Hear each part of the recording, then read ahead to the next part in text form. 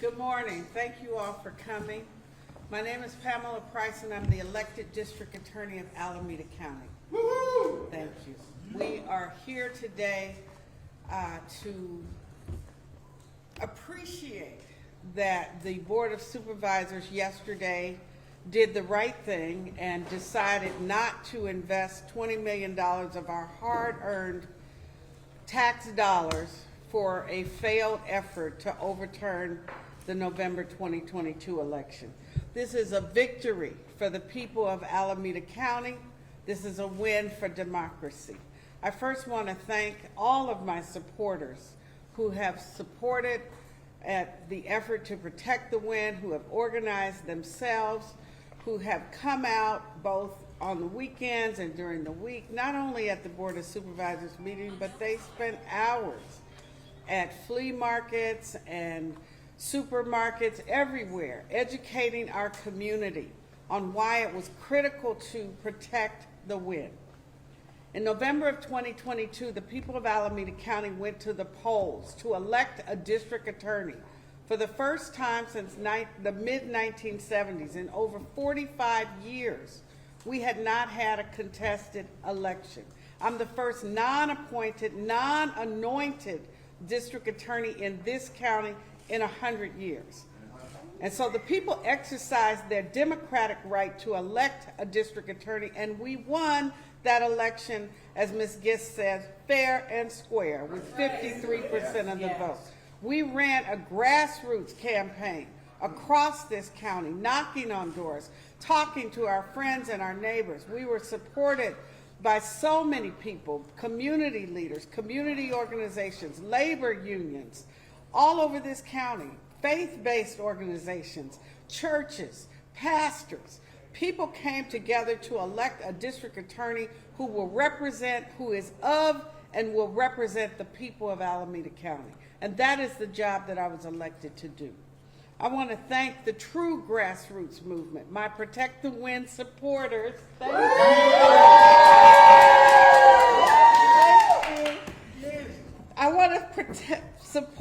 I want to appreciate and honor and celebrate them, not only for their dedication, but their passion, and for not backing down to the Platinum Roots movement, because that's what it is. Despite the reporting over the past year, the effort to overturn the November election has never been a grassroots movement.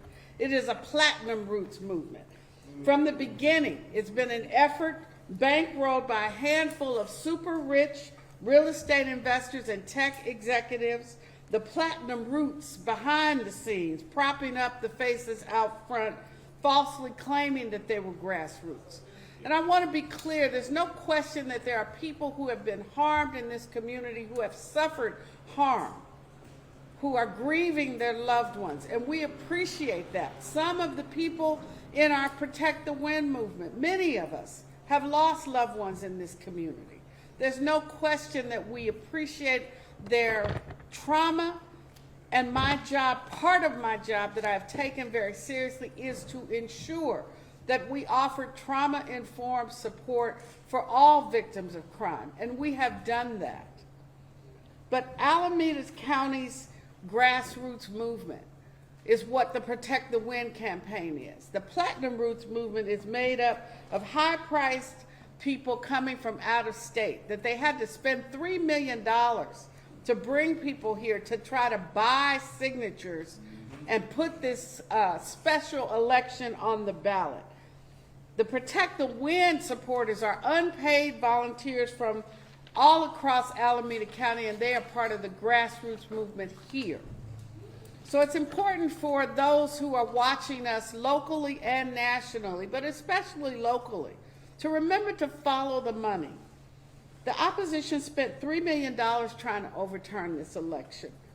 My campaign raised barely less, or far less, but our passion for defending our democracy and our community will always outweigh the money that flows through, that tries to buy, big money interest that tries to buy Alameda County. And to those who have invested in this failed effort to have a special election, Philip Dreyfus If you have $600,000, we need that money for Highland Hospital. We need that money for the Oakland Unified School District. Mr. Abed, if you have $225,000 to spare, we need that money for foster homes for transitional youth for our foster kids.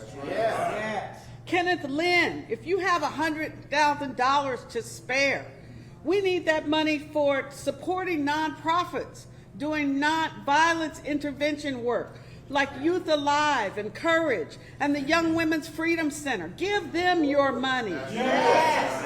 John Whalen, if you have $135,000 to spare, put that money into mental health clinicians at our Family Justice Center. We need more advocates for human trafficking victims. We need to squash human trafficking in this community.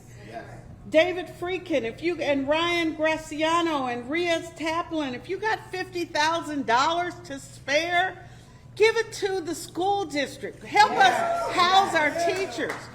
Can you all help us house our homeless population? We have people living on the street. It does not take $600,000 to just house even 4 or 5, a family of 4 or 5. Help us do that. Invest your money in building up our community and not tearing down our democracy. Justin Osler, if you got $40,000, help us hire more healthcare workers that will help with the behavioral health needs of our county. James Ellis, if you got $35,000, help us hire more fire people so that we can provide support for people who need immediate rescue services in medical emergencies. These are the things that will help our community and not destroy our democracy. So people want to know, what am I going to do now? What I'm going to do now is what the voters of Alameda County elected me to do. I'm going to work on our behalf to protect public safety. We're going to prosecute people, as we have been, who do harm to others in our community. We're going to continue advocating for victims and improving support services for victims of crime, as we have been. We're going to reduce our outrageous and unacceptable backlogs for services and support at the Family Justice Center and through our Victim Witness Advocates Division. We are attacking human trafficking with an expansive strategy in collaboration with the FBI, Homeland Security, the U.S. Attorney, OPD, the Oakland mayors, and other local law enforcement agencies, as we have been. We're going to prosecute organized retail theft crimes using the resources that my office has invested. We're going to go after the fences and reduce the demand. We're going upstream to prevent and stop criminal activity in this county. We're using new technology to protect our children and prevent child abuse from going unreported and unresolved. We're going to hold corporate landlords and polluters, illegal manufacturers, tobacco companies, and insurance companies who defraud our residents. We're going to hold them accountable for their misconduct. Our team has secured record-breaking settlements and judgments for the people of Alameda County just in our first year, and we're just getting started. We're going to engage the community and give the community a voice through our commissions, our Victims Advocates Commission, our Reentry Commission, our Mental Health Commission. We're going to continue to utilize and expand the collaborative courts for those who qualify. We're going to support addiction recovery in this community and drug courts, because that is often what drives crimes of necessity. We're going to uplift the office by creating a better working environment for our employees and investing in the physical plant, as we have done. We're going to amplify the mental health support that our employees need, because they suffer secondary trauma from the terrible things that they have to support people through. We're going to introduce new technology, and we're going to train our employees on our case management system, which was not done before we got there. We're going to develop a data infrastructure to open up the black box of prosecutions so we can have a public portal. We're going to hire, and we have hired, and we will continue to hire a diverse team of people who are committed and invested in this community. Over the last year, we have hired over 80 people, and we have said to them, if you live in Alameda County, if you are from Alameda County, come home. And they have come. Lawyers, professional staff, inspectors, who reflect the diversity of this community. And they represent this community. They are not at odds and fighting against the community, as we saw in the other office. I cannot say enough. I cannot say enough for those who have spent the last, really, almost a year now, more than a year, saying we have to protect the win. We believe in democracy. The people of this county have the right to elect a district attorney. They did that.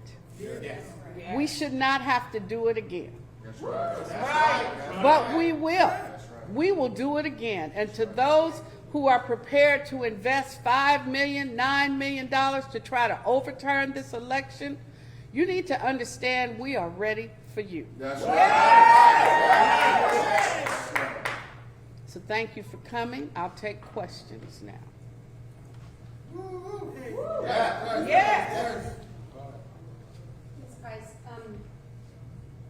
You mentioned the amount of money that some of the donors to the recall campaign contributed to that effort, but this is not charity. This is politics. I'm just curious. Are you optimistic, given that the date is in November during the general? How do you think that changes the game? The question is, how do I think having the election in November changes the game? Again, it's going to cost us taxpayers an additional $4 million is what the estimate is. Obviously, the county and I as a county officer appreciate that that $4 million could help us save Highland Hospital. I would rather have that be the game. But if we're playing the game, I don't think the game changes. The Protect the Win campaign is going to win. We're going to protect our democracy. That's right. Yes. That's right.